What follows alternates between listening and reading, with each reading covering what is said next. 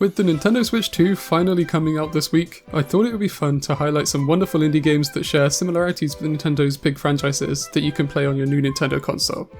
But they can all be played on your original Switch, PC or Steam Deck too, so don't worry if you won't be picking up a Switch 2 at launch. All of the games listed are indies, so they're a lot cheaper than the big Nintendo releases, and are often just as enjoyable in my opinion. They're usually passion projects made by a handful of developers too, so absolutely worth supporting if any of them look like your thing. They don't have Nintendo Switch 2 specific updates that I know of yet, but since the Switch 2 is backwards compatible with Switch 1 games, they should work on the new console, hopefully with improved load times and performance. Okay, starting things off, I have a very new game that's clearly inspired by 2D Zelda games with a lovely Game Boy Advance aesthetic, and that is Pipistrello and the Cursed Yoyo. This one literally just released, and I've had an absolute blast exploring its intricate world and tackling the cleverly designed puzzles. The music and sound effects are super reminiscent of Game Boy Advance games in the best possible way, and it has to have the coolest intro screen I've seen in a long while.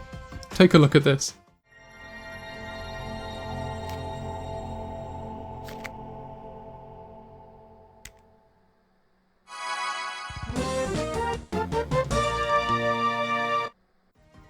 How good is that? The combat is super fluid and feels retro but with modern elements, and it's superbly paced.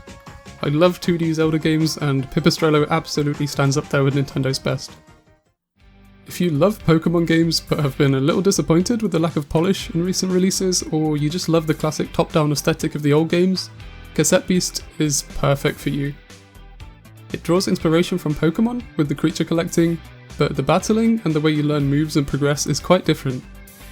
It actually evolves the genre in a way that I doubt the mainline Pokémon games ever will, but manages to keep what makes Pokémon so fun in the first place.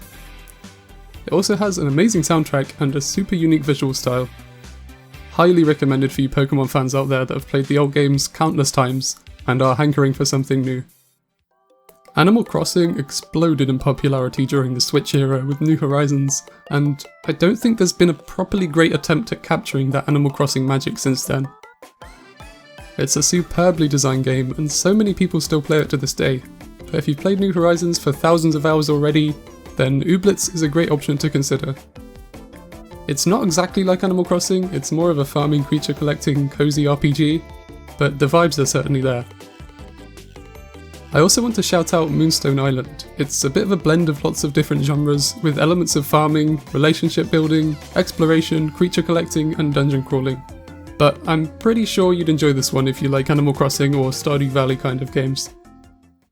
Now, if, like me, you're sad that a new 3D Mario game hasn't been announced for Switch 2 yet, you may want to check out Here Comes Niko if you haven't already. It's a few years old at this point, but got quite overlooked when it released, and captures that 3D platforming collectathon energy beautifully. It's super wholesome, so it's perfect for those of us that enjoy the whimsical nature of Nintendo games. And also, look how vibrant that colour palette is. I want to live as a frog in this world. I wasn't a big fan of tactics games like Fire Emblem until fairly recently, like maybe the last few years or so, when Fire Emblem 7 on the Game Boy Advance ignited my love for the genre. I've since played Three Houses and a bunch of other tactics games, and I can confidently say that I'm fully on board. If you enjoy Fire Emblem or Advance Wars, then Wargroove is a great option to dive into. The original game is several years old, but a sequel released not too long ago that expands on the foundations of the original to deliver a really nice tactical experience. It's definitely more Advance Wars than Fire Emblem, but if you enjoy tactics games in general, I think you'll have a fun time with either of the Wargroove games.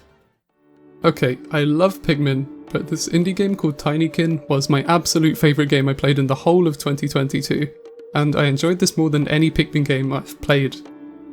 It's not exactly like Pikmin though. Pikmin is more of a real-time strategy experience where you manage your Pikmin, give them orders, and make a plan. Tinykin is more like a blend of Pikmin and 3D Mario, where you have these little Tinykin that follow you around and you can use them to interact with objects or open new areas that you can platform around in.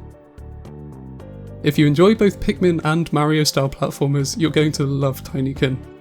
It's a criminally overlooked indie game, and honestly has a kind of polish and playful energy that you'd expect from a first party Nintendo game. Tinykin is absolutely incredible. Metroid Dread is one of my favourite games of all time. I enjoy 2D Metroid way more than Metroid Prime, and whilst I am really looking forward to Metroid Prime 4, I just enjoy the world design and simplicity of 2D Metroid so much. If you enjoy 2D Metroid, there is literally thousands of indie Metroidvanias to try out, so you're certainly not limited on choice, but Ghost Song exudes classic Metroid vibes really nicely. Much like Samus, you have a weapon that actually shoots from a distance, the world is atmospheric and moody, and the caverns are full of mystery. Another one I want to mention that's less Metroid and more Castlevania, but Blasphemous 2 is one of my all-time favourite games in the genre, and I really encourage you to check it out if you enjoy Metroidvanias, with challenging combat and you like the look of the gothic atmosphere. It's really, really good. Finally, this game is a bit of an outlier as it hasn't actually released yet and is scheduled to come out sometime this year, but it looks so incredible that I wanted to include it anyway. It's called Windswept, and looks to capture that Donkey Kong Country energy in both the platforming and the music. You play as a duck and a turtle, and you collect stars, and you can ride a chameleon and a dolphin, with some gorgeous chunky pixel art and a bopping soundtrack. Sign me up! That's all I have for this video, but thank you so much for watching, and I hope you enjoyed this little look into some lesser known games that take inspiration from Nintendo franchises and put their own indie twist on them. If you enjoyed this concept, please do give the video a like and consider subscribing, and let me know in the comments if you'd like me to make another one of these in future. I hope you have a wonderful rest of your day, and I will see you all soon.